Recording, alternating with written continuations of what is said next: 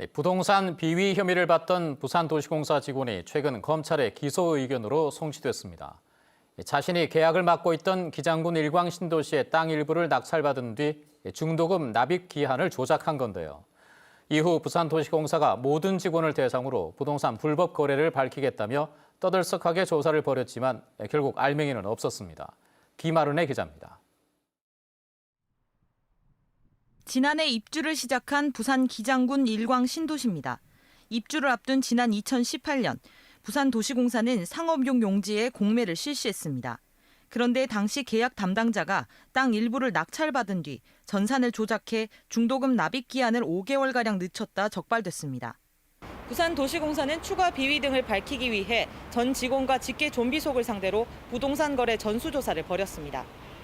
대상은 2010년 이후 공사가 추진한 전체 개발 사업에 대한 투기 의혹.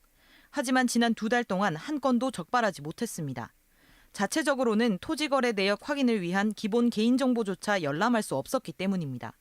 강제성이 없다 보니 특히 퇴직자에게는 우편으로 개인정보 제공 동의서를 보내는 게 전부였습니다. 회신은 단 한 건도 없었습니다. 부산도시공사는 결국 허울뿐인 자체조사가 소득이 없자 뒤늦게 부산시의 부동산 투기 의혹 조사 결과에 따라 비위 행위를 엄중 조치하겠다고 밝혔습니다. 구멍난 전산 보안을 강화하겠다는 대책만 남았습니다. 그 감사 자체가 이제 강제력이 없고 이제 결정적으로 퇴직자들에 대해서는 아무런 전수 검사를 자체를 실시하지 못했기 때문에 감사원 감사 등의 감사와 관련된 전문기관들의 감사를 받아야 된다. 경찰은 일광신도시 공매 토지의 전산을 조작한 혐의로 해당 직원을 최근 검찰에 송치했습니다. 한편 해당 사건으로 파면된 직원이 제기한 구제 신청에 대해 중앙노동위원회는 파면이 합당하다는 취지의 초심 취소 판정을 내렸습니다. KBS 뉴스 김아른입니다.